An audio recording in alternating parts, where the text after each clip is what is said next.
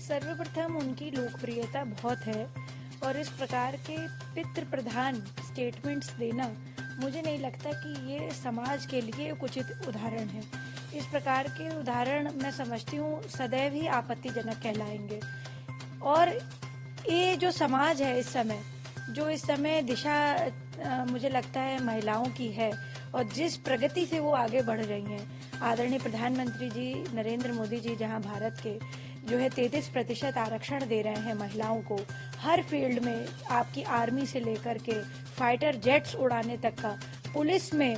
और जो है सेना में, हर जगह महिलाओं का जो है एक तरह से आप देखिए कि दिन प्रतिदिन उनको प्रोत्साहित किया जा रहा है कि आप जो है फोर्सेस में आए, उनको जो है उचित स्थान दिया जाए। और यहाँ तक कि हम ये तक भी सोच रहे हैं कि आर्मी में कैसे कॉम्बैट में महिलाओं को लेकर के आया जाए।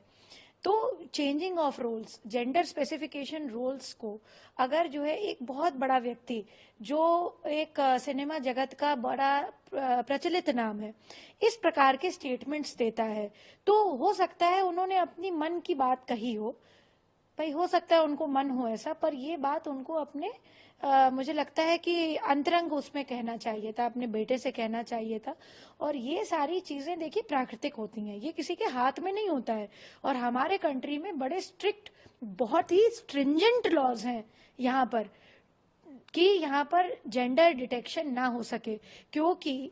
इस कारण से जहां पे अल्ट्रासाउंड का, जो कि बड़ी नेसेसरी चीज है, और महिला के गर्भ में जो है क्या गतिविधि हो रही है शिशु की और उसका किस प्रकार से बढ़त हो रही है बच्चे की, उसको देखने के लिए भी बड़ी एक जरूरी चीज है, पर उसका मिसयूज भी हुआ। तो there are very strict and stringent laws कि हमारे यहाँ पर अल्ट्रासाउंड का डिटेक्शन ना हो पाए, लिंग की परख ना हो पाए,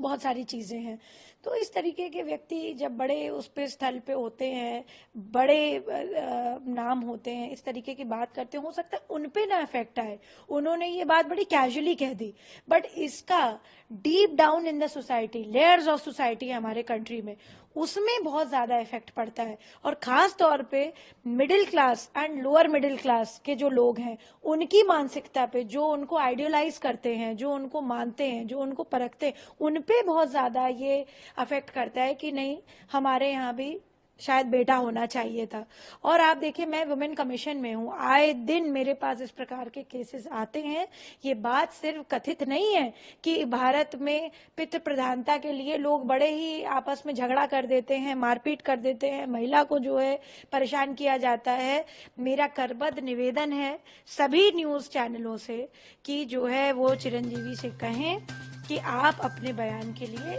माफी मांगे पूरे देश की महिलाओं से। आप खुद एक माँ से उत्पन्न हुए हैं, आपकी खुद एक पत्नी है, आपकी जो मैं समझती हूँ घर जो चलाती है वो महिला ही है। चैनल को like, comment, share and subscribe जरूर करें।